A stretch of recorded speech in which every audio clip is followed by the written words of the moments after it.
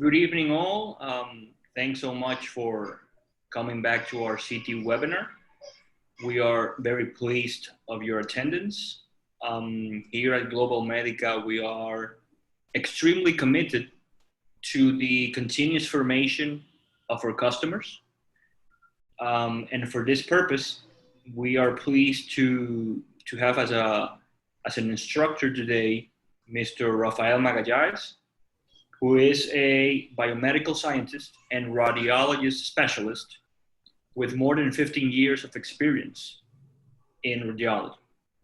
And also, he has been for 11 years a clinical application specialist at GE. Please remember, for those that weren't here yesterday, that this webinar will continue in the same channel at the same time until this Friday, 17th. And Rafael will be giving throughout the experience tips and tricks of the trade. Also, please be aware to finalize that the webinar will be live and instructed for 45 minutes approximately. So we can leave approximately 15 minutes for questions and answers with Rafael. So with not further ado, we can begin, Rafael. Thank you so much. Hello, everyone. Good evening to everyone. Thank you again for participation in this continuing webinar. Today, we're going to talk about CT protocols. We're going to have a CT protocol sessions, and I will give you some introductions for CT protocols, adoption, motivation, dose, recon, and then we're going to have a Q&A session. I will now share my screen.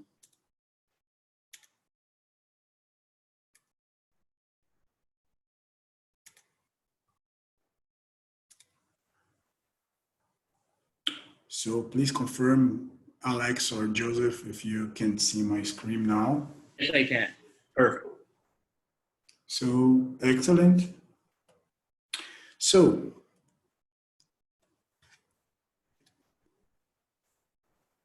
for the next 30 or 40 minutes, we're going to cover these topics. And I would like to start with this first topic, that is identify how to motivate a problem in our scope of the problem about protocol adoption. So we're going to start with some questions. And when we have to start, let's thinking about this question for today's talk. Okay, so let's talk about these motivators for today's talk. What is the right dose for my patients? What kind of reformat are the physician going to need? What reconstruction cannula should I be using? And if I have, or if I am using contrast, what strength, timing, delay, chaser amount, volume, and flow rate should I be using? I think you have to think about these questions that will guide us in this session.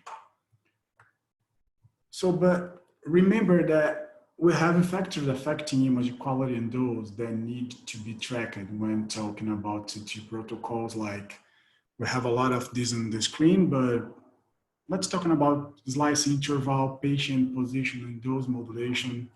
So those factors could affect image quality and dose.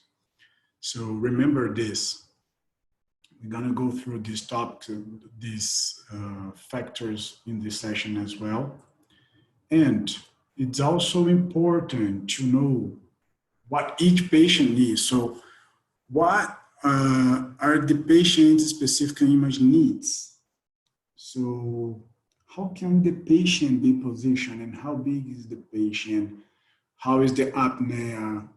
We must consider the patient's conditions. Always we have to consider the patient conditions and what the specific need of the patient is.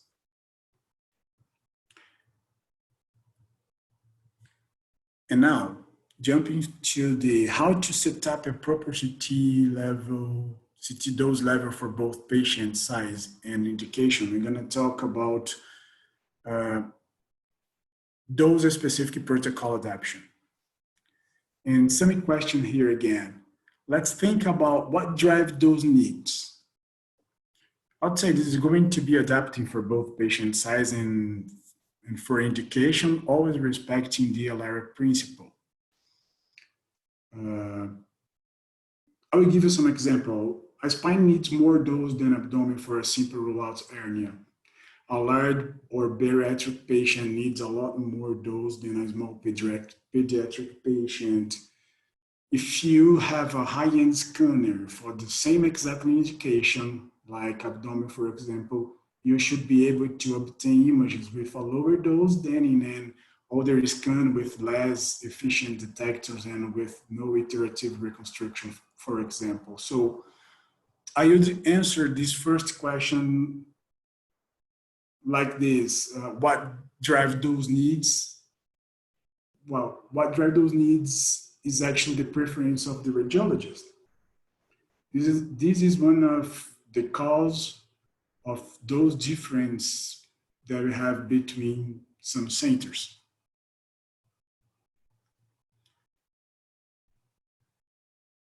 And with the system that I have, how to adapt those you use in my system?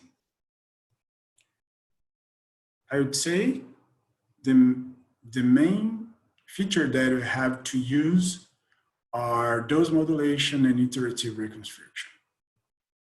Okay, so automated tube current modulation works on different principles depending on the specific vendor, although a combination of 4 different strategies is generally used. Patient size modulation varies DMA on the basis of a global evaluation of the overall size of the patient. And we have the Z-axis modulation. The Z-axis modulation changes DMA constantly along with the Z-axis of the patient depending on the patient attenuation at each point. And we have the angular modulation. Here I'm talking about dose modulation. So the angular modulation, the X and Y modulation change DMA as the X-ray tube rotates around the patient to account for different attenuations in different projections of X-ray beam. If we combine X, Y, and Z modulation, or combined X, Y, and Z modulation adjusts the MA in all these 3 axes on the basis of the patient's attenuation. So the user must define a minimal acceptable image quality. So the user has to define it, the definition of which will vary depending on the specific vendor and system. For example, I'll give an example. For example, of G user must specify a noise index value that is maintained as a constant on every image in a series. While Siemens, for example, Siemens users must specify an image quality reference MAS. So we see some difference between vendors, but all vendors has its own automated exposure control. And what about iterative recon? How could we use it? The standard iterative recon level, I would say for G systems, 50%. As a ACER level, supports up 40 or 50 dose reduction for normal scan modes. These are typical values. So the radiation dose reduction percentile depends on what baseline dose you are starting with. If your radiologists are already reading low dose images and are accustomed to a little noise, you may not lower the dose as much, but you should use the iterative recon to decrease the noise.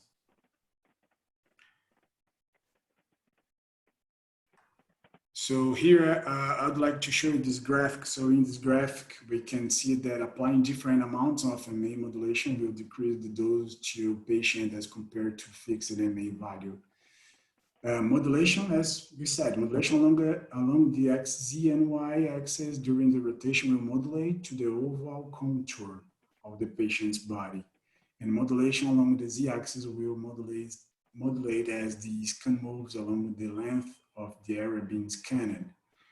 So modulation along along the X, Y, and Z axis will allow the biggest decrease in those while maintaining the image quality expected. So that's one of the ways to reduce or to modulate the dose.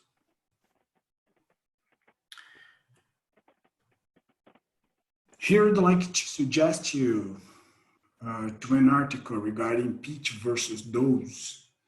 And we have some misconception about pitch.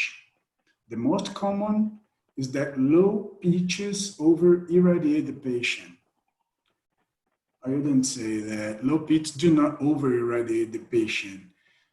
Talking about modern CTs, multislice CTs, scanners have a very complex automated exposure control system that allows you to lower the MA when you use a lower pitch.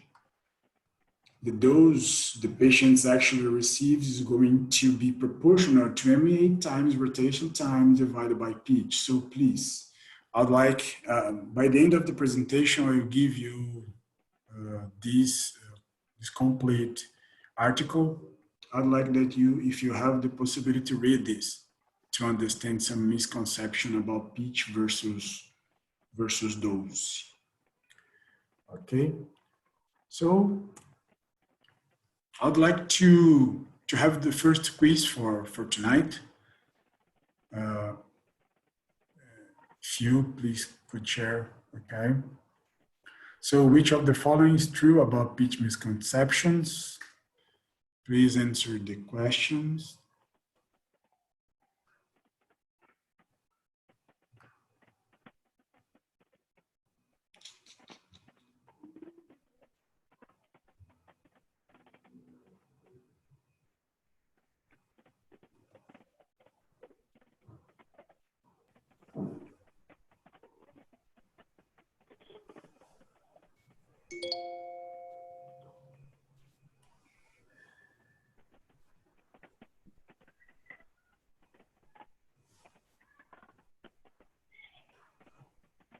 Okay, I'm gonna end the poll and share the results. Okay, let's see. Low pitch over-irradiate the patient, 24%. 24% modern CT have a complex AEC system that do not lower the MA when you use a lower pitch. So I will back in the last slide. So looking for this slide, we have the answer, okay? So as I said, modern CT scan have a complex AEC system that will lower the MA when you use a lower pitch. So the dose the patient receives is proportional to MA rotation time and pitch. So the correct answer is C. C, right? Okay, C. We already took the question out of the panel. Okay.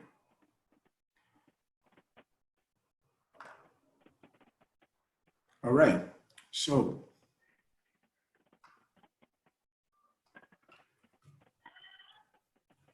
jumping for the next topic, identify CT reconstruction parameters and how we adapt those to different indications and patients. This is an interesting topic, a lot of questions about this. So,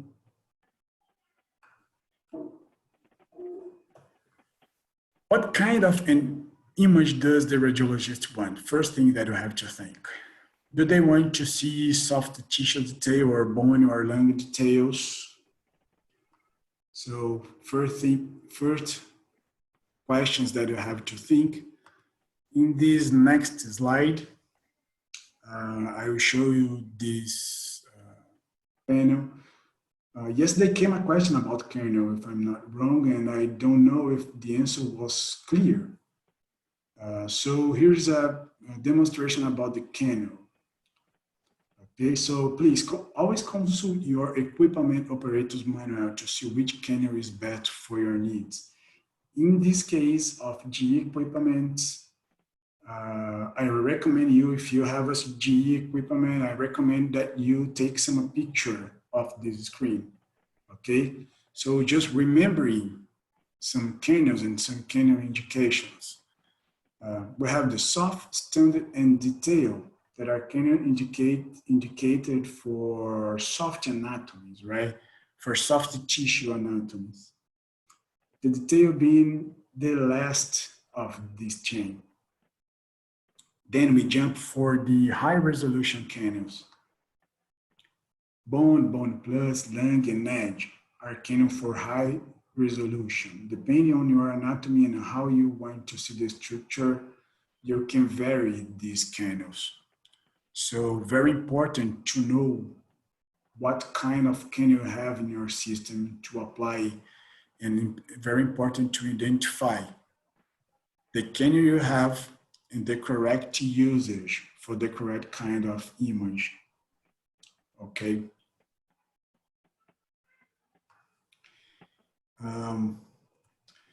Another reconstruction process that can help you. Now we are talking about reconstruction. So another reconstruction process that can help you improve image quality and decrease artifacts is IQ Enhance.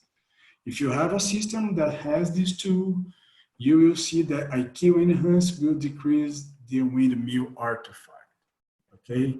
So we see that this is a special reconstruction process that can be prescribed to minimize artifacts commonly seen in the slice helical acquisitions. So here we can see in this slide, brain study. So IQ Enhance decreases skull base artifact. If you have it available in your system, you can use it to improve your protocols. This image shows the same. So you see the original imaging and the PWM reduced image with IQ Enhance. It could improve a lot your protocol and image quality. We can use it for musculoskeletal as well. See on zoom in the original image that we can see some windmill or pinwheel artifacts. And when we use for pinwheel reducer, when we use IQ Enhance, we see that we have no artifacts anymore. Very interesting image like this brain study, the same. So we have an image with no IQ Enhance on, then we have IQ Enhance on. And we see that we have no artifacts for the skull base. So remember, if you have this tool, please use. It could improve a lot your, especially brain and rib protocols, okay? Let's have a quiz. One more quiz.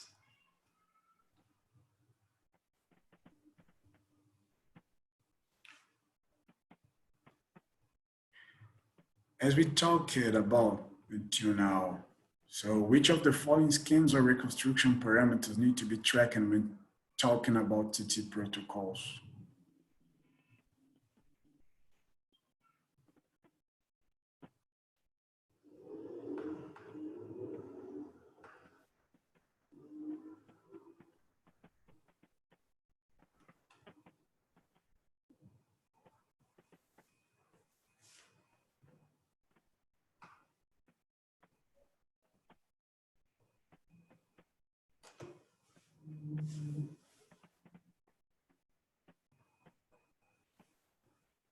Okay, perfect.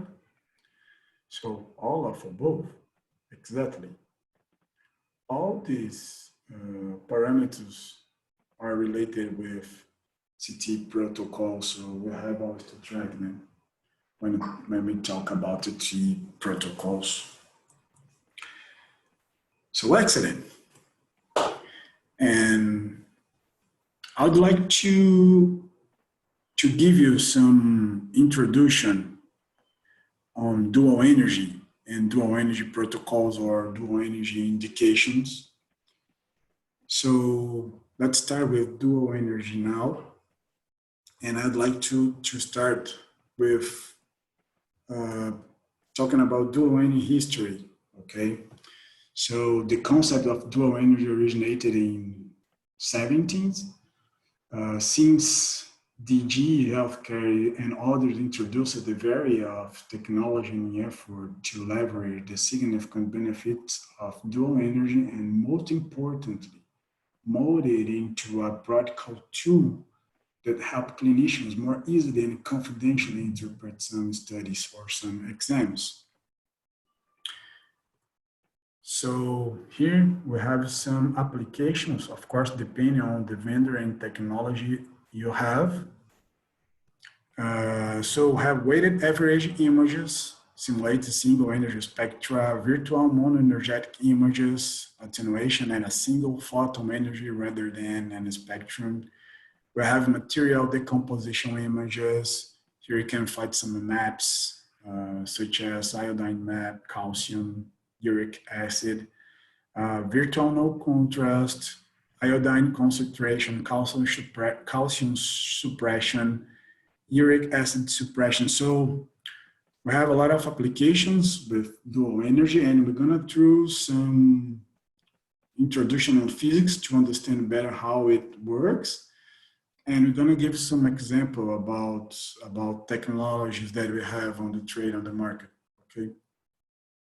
So starting now, first thing that I'd like to tell you here is to perform or GeoSci or dual energy imaging, two images at different energies are required. So these two energies are needed to separate water and iodine materials. At 80 kVp, iodine and water behave differently than when you obtain image at 140 kVp. So this difference allows you to create material density images because you know the attenuation coefficient. So the attenuation curve of material may be represented by the linear combination of two other materials. From some projections of material, we can do inversely the process to guess what density is.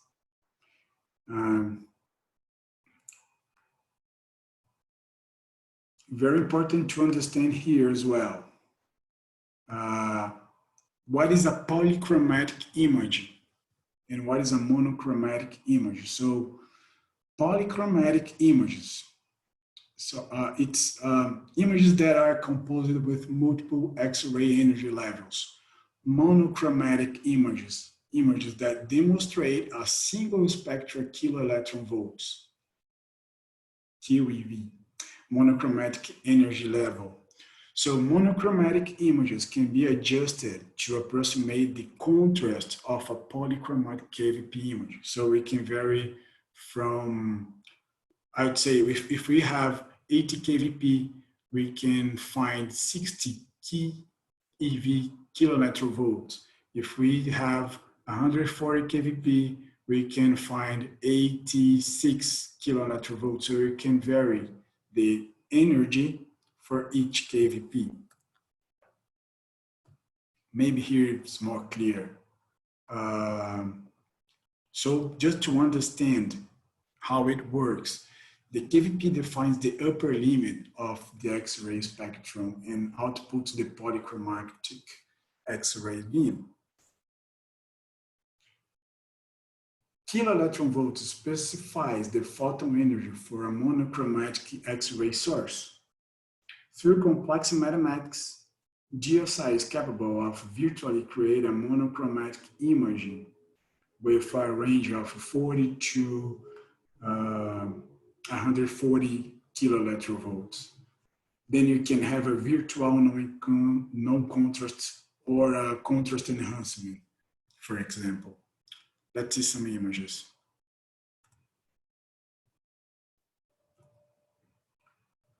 So here, somewhere in the range of the 101 kilolentral volt energy is a sweet spot where contrast to noise is optimized.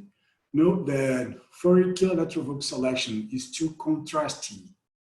The 140 kilolentral volt is too dark and we cannot see the contrast. So we have the monochromatic images. We have like the average of the low energy with high energy, then we have the monochromatic image and we have the perfect image. And we can vary between these numbers. And just to understand some dual energy models, I'd like to show you. Let's do a dual energy models review here. We have here rotate, twin beam, dual source, GSI, photo counting. So let's jump for the first, this dual path, rotate, or maybe dual energy, dual spiral. So in this case, the patient is scanned twice. It's easy of implementation. Time offset between two acquisitions can lead to a significant misregistration because we scan twice. And time offset between two acquisitions can lead to a significant variation in contrast uptake.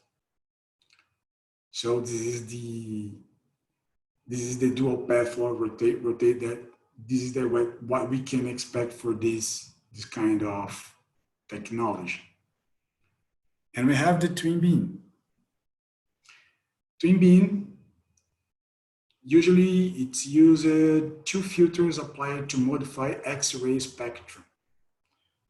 It's easy to implementation, but there is a delay between two beams. And as we work with filter, not with real spectral separation with different KV, we don't have a very good energy separation. So we have a suboptimal energy separation for this kind of acquisition or technology. So it's possible to have the results that we have on common dual energy routine, but we don't have the optimal energy separation due to this energy separation are made for some filtration. So we don't have the real KV energy for this kind of acquisition. So we have the dual layer. It's the sandwich detector. Okay, so that's other technology that we have on the market. So top layer for the low energy X-rays. We have the bottom layer for the high energy photons. That's the sandwich. And we have a filtration aid to improve energy separation. And here we can remove a portion of X-ray photons. So we can have a good spectral separation in this technology. We have as well dual source. The two tubes, dual energy acquisition. So two sets of tube and detector. It's easy to design, and we have to understand that the dual energy field of view is always defined by the smaller detector. In this case, in this kind of equipment, we have two sizes of detectors, and what determines the field of view is the smaller detector. Okay, so sometimes we have to acquire the image, and we have a limited field of view for this acquisition, but we have an excellent spectral separation for this. And we have the fast KVP switch. That's a sub-millisecond switch in cycle between 80 and 140 kVp. Here we have a good spatial and temporal registration, inherent beam handling correction. So we have inherent beam hardening correction, and we have a 50 centimeters or 500 millimeters field of view.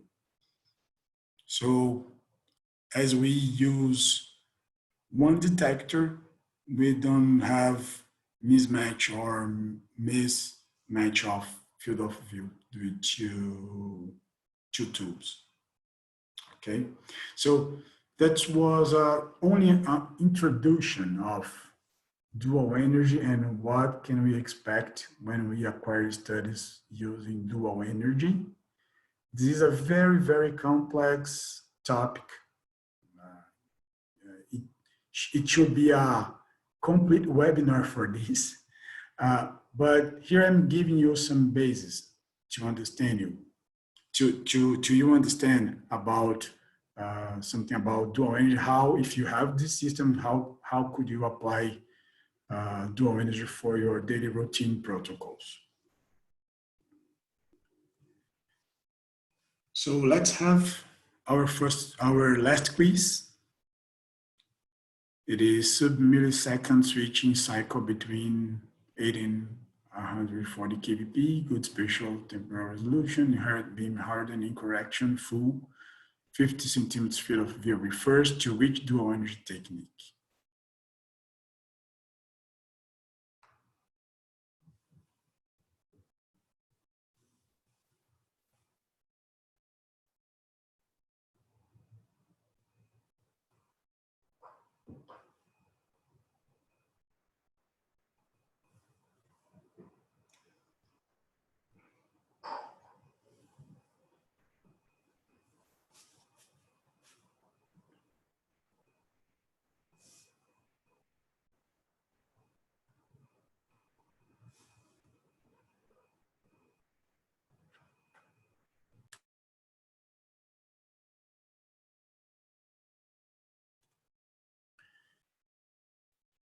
Yes, so the correct answer is C, fast KV switch. So here we talk about fast KV switch. Okay, you got it, excellent. So,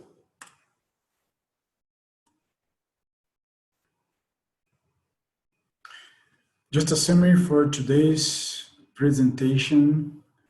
For CT protocols, we've seen CT protocols, motivators, describe how to set up those levels and breakdown parameters, understanding basics of dual energy, okay?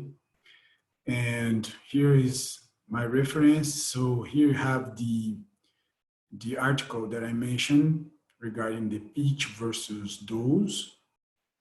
So please take a picture of this and find it in Journal of the American College of Radiology. Very interesting topic, an interesting article. Here are my contacts. Please access gehealthcare.com education. You're gonna find on this platform a lot of information, education, and you can go deep on some topics like dual energy. I have a lot of classes regarding to this and other very good talks for CT and other modalities. Okay.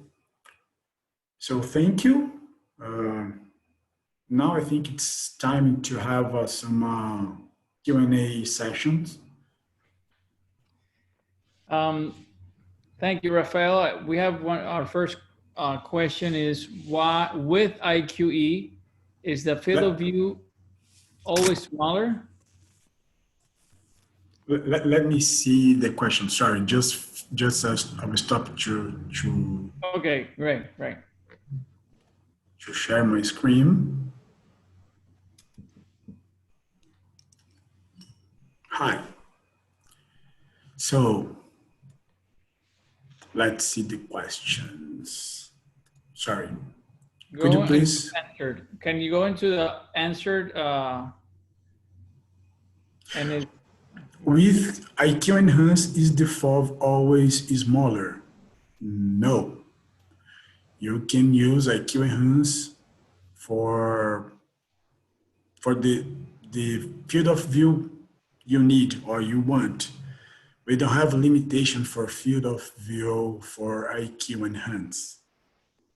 Even if you use high pitch, if you have a system that has a 1.5 or 1.75 pitch factor, you can use, you're gonna see some artifacts, especially for brain, but you can have the maximum FOV for your selection, and you can use the IQ Enhance.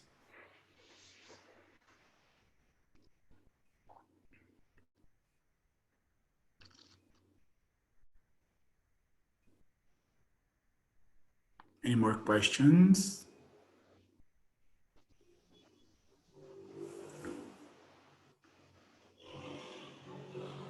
Rafael, can you tell us a little bit more? What are we going to see tomorrow? Just for as a review of tomorrow's session. Oh, yes. So let's to give you some detail about it.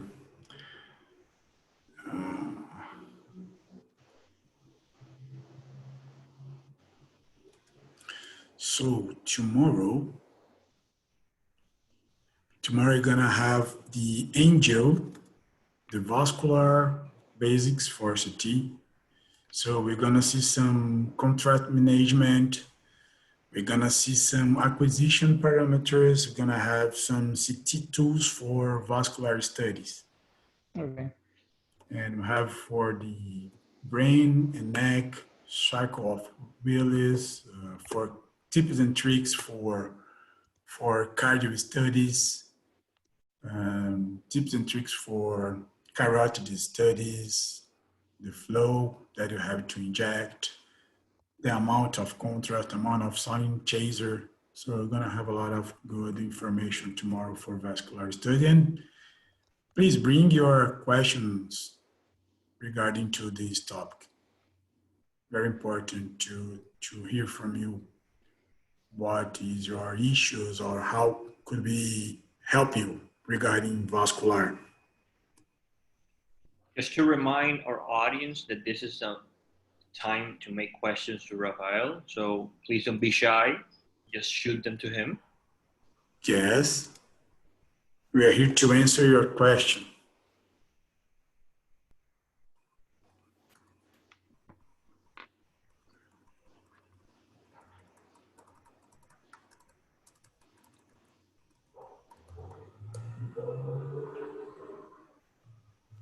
Again, remind our audience that maybe didn't come at the moment when I announced it, but we will continue this webinar until this Friday, the 17th. Same channel, same time, with different topics each day. Super interesting, with questions and answers and tips and tricks from Rafael. There's another question, Rafael. What's the difference between IQ enhancement and IQ enhancement plus?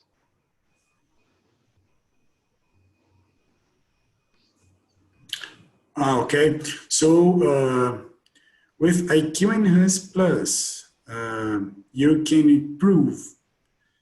You're gonna improve the artifacts, and you can use a higher pitch, then improve more your artifact, how you show the artifact that you're gonna have you. And with IQ Enhance Plus, you're gonna have very good results for multiplanary studies, okay? So this algorithm improves more than the IQ Enhance Classic, so you can use IQ Enhance Plus to improve the artifacts.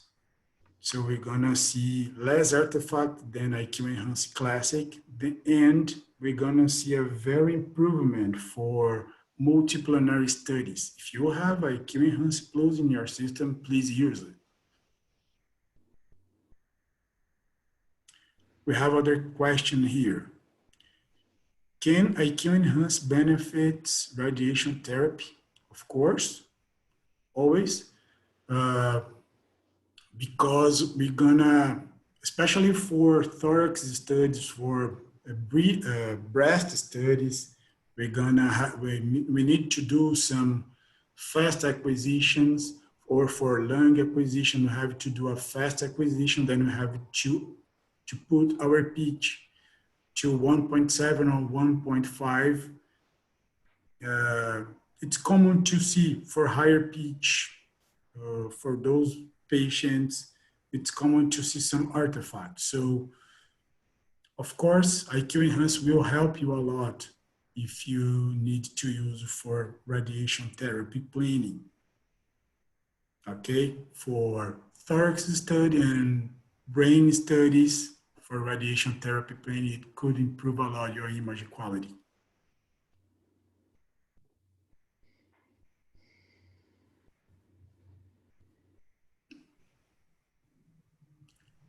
Let's see more questions. No.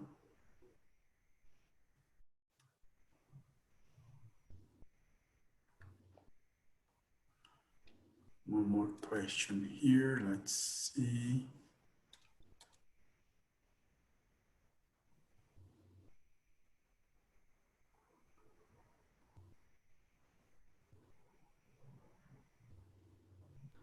There's another question, Rafael. Let's see. Most of the equipment today, they have dose modulation and, sorry, you can't hear. And most of the equipment today, they have dose modulation, and can we change those parameters?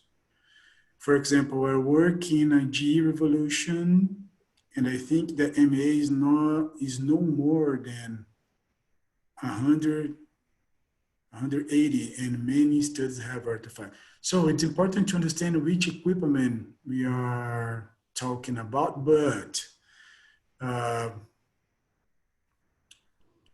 I recommend you always to use dose modulation, okay? Because the dose modulations allows you to reach the better image quality for a very better dose applied to your patient. There are some specific, I would say some specific protocols or regions that we could use fixed MA, but in general, I would recommend you to use dose modulation and try to manage, to work with other parameters like ACER or IQ Enhance to solve the problem with the artifact. Sometimes you should do some changes regarding pitch or collimation to reduce the artifact, but in general, I would recommend you to use the dose modulation. There's another question, Rafael. This is a doctor from Grenada. I think it's in one question, but it's separated in three. For a novice, it was quite interesting that in case space, the Hounsfield units are very similar. I was expecting high HU for bone and negative HU for lung. What am I missing? What I was expecting high Hounsfield unit for bone and low. I would say less Hounsfield for lung. So I don't know if you can go over the Hounsfield units and maybe it's just the kernel reconstruction. Is that it? Yeah, could be. So please see if you are using the correct kernel reconstruction indicator for this region, for bone. We have, I don't know if you remember, we have some kernels that are indicated for bone and other for lung. We have bone plus for bone, and we have lung for lung. So see if you are using the correct kernel. I'm gonna maybe put him on because we're not a manageable group. I don't know if Dr. Fleury wants to maybe have a direct call with Dr. Linwell. If you have your you can unmute and maybe you can have a live conversation now if you want to, in order to clarify that they're soon going to receive a Revolution 128 Evo for that site. Mm-hmm. So I don't know if Dr. Linwell has maybe wants to expand his idea. Okay. So Hello, for, can you hear me? Hi, Dr. Flair. How are you? Yeah, good. Good afternoon, everybody. Just when I joined, I think I joined a bit late, but there was the I guess the reconstruction case space. I was a bit confused there because you have bone plus soft tissues and so on. And I was, as I said, I was expecting that they wouldn't be that close in terms of. I know the standard deviation wasn't that different, but I was a bit confused as to why they're all so close in terms of the Huntsville units for the okay. reconstruction part of it. I wasn't too clear. Okay, so as I understood, you are measuring Huntsville unit on bone and measure the same Huntsville unit on lung, and they are very similar with the numbers. Okay, is that correct? I don't know. Can you put the slice of the kernels? I think he was Okay. referring to that specific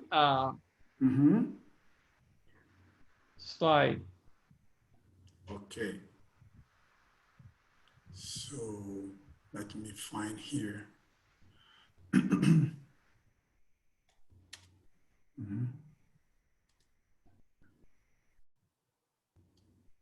Let me share my screen.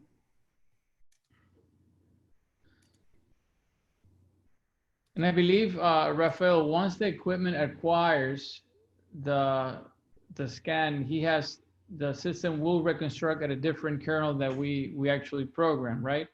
And that's a post-processing function. Yes, correct. Okay. That's a post-process function. So I don't know if Dr. Flewer is that what you were actually referring to, this slide? Yes, that slide, definitely. Okay, let's go over a little bit. Okay. Here? Yeah. Yes, that one. Yes, please. Because so you are a GE user, right? So here we have some recommendation of Kano for kinds of tissues, right? So we have soft, standard, and detail Kanos that are recommended to soft tissues study, okay? Then we have bone, bone plus, lung, and edge for high resolution canyon to improve our, for example, for a bone to improve our visualization of borders, boundaries, and for a lung to have a high resolution image with a very good quality. So we use from bone to head for high resolution images to have a high resolution images. And when we need to have a very good imaging for soft tissue, we recommend to use soft, standard, or detail. I don't know if... So I think that the question that he was saying is that he's looking at the standard deviation, right? Mm-hmm. Yeah, I think I just realized, I think I confused myself. I wasn't, I realized I was misconstruing what the SD was, but it's a standard deviation. It's not Okay. It's not to the window level or anything like that. It's just a standard deviation. So that's fine. I'm okay. Yeah, because of course, and perfect. Yeah, because it makes sense. If you have a noise image, you have a higher standard deviation. Okay, so when we use high canyons or canyons for high resolution, is expected to see a high standard deviation than we compare with soft canyons. Okay. Okay. I don't know if it's clear. Thank you very much. Sorry, just Thank you. No problem. Thank you for your question. Okay, we're starting at 5 tomorrow, or is it because I thought it was at 6 today? But I think I was a bit late. What time we starting? No, we are always starting at 6. Okay, thanks. All right. Thank you, Okay. Doctor. Rafael, and the audience, I would recommend that tomorrow, anyone that has a specific question on the protocols for contrast, please have it on hand. Yes. If you have any doubts, it would be very good to have so we can help you, or Rafael can take a look at any issues that you're having currently with your acquisition protocols. Perfect. That's correct. Right. So remembering tomorrow, we're gonna through contrast management, acquisition parameters, CT tools for vascular exam, how to use bolus tracking or smart prep, when to use it, what is the amount of contrast indicator for a specific injury study, like head and neck or aorta or cardiac study. So will be a very good class tomorrow. Great. Okay, guys. So I guess we don't have any more questions for tonight. I don't. Alex, you want to wrap it up? Yes. Again, thanks so much for your participation this evening. We at Global Medica are committed to continue with the affirmation of our customers. Please remember that the webinar will continue until this Friday the 17th, same time, meaning 6 p.m. to 7 p.m., same channel. And Rafael is coming the next 2 days with different topics, which are very interesting, and questions and answers like we did today. So thanks so much, and good evening. Thank you, everyone. Have a good evening. See you tomorrow.